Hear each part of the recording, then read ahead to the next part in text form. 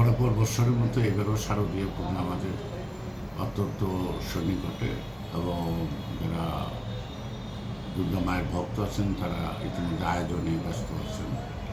অনেকের আয়োজন প্রায় সম্পূর্ণ, কারো আয়োজন হয়তো পুরোপুরি সম্পূর্ণ হয়নি। অর্থাৎ আমি ব্যক্তিগতভাবে অন্তত 40টা মন্দিরে গেলাম তাদের প্রস্তুতি দিতে। এবং আমি প্রতি বছর যেমন করি আমার বাড়িতে পূজা এবারই করবো।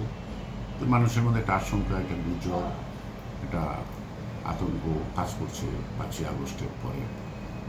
পতীত সরকারের যারা আছে তারা ওই তথাকথিত সংখ্যালঘু নির্যাতনের একটা ইস্যু তৈরি করার জন্য তাদের একটা তৎপরতা থাকতে পারে। সেই ক্ষেত্রে আমরা অত্যন্ত সজাগ এবং আমাদের দলের ভারপ্রাপ্ত চেয়ারম্যান যে নির্দেশনাগুলো দিচ্ছেন ওটা একটা কঠোর হস্তে দমন করা। অর্থাৎ সেই ক্ষেত্রে আমি একটা চ্যালেঞ্জ হিসেবে নিচ্ছি যে বাংলাদেশে কোনো মন্দিরে বা কোনো জায়গায় যেন একটা গাছের পাতাও না নড়ে এবং অত্যন্ত আনন্দ উৎসবের মধ্যে যেন সবাই পূজাটা করতে পারে। সকল সংখ্যা দূরীভূত করার জন্য আমরা উদ্বুদ্ধ করছি প্রত্যেক মন্দিরে এবং সমাবেশ করছি এবং আমাদের দলীয় কর্মীরা তাদের সাথে একাত্ম হয়ে এখন থেকে কাজে ব্যস্ত আছে যাতে সুন্দরভাবে পূজাটা হয়, তাদের গ্রামের ঐতিহ্য বা তাদের সুনাম যেন অক্ষুণ্ণ থাকে।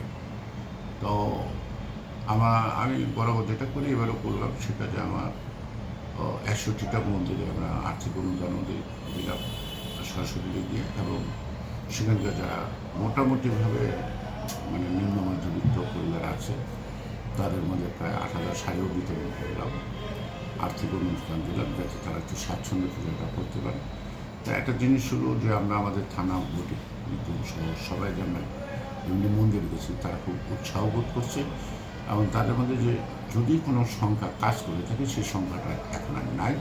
তাদের মধ্যে সাহস এবং তাদের মুখে হাসি এবং তারা আস্থাশীল যে হবে না কিছু।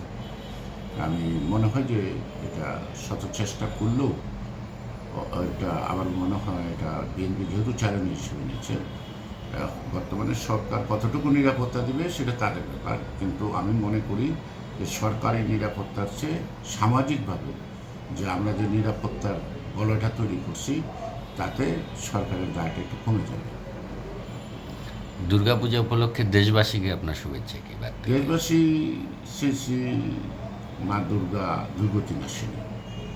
তো আমি আশা করব মা দুর্গার মূর্তি আগমনের মধ্য দিয়ে তার বিদায়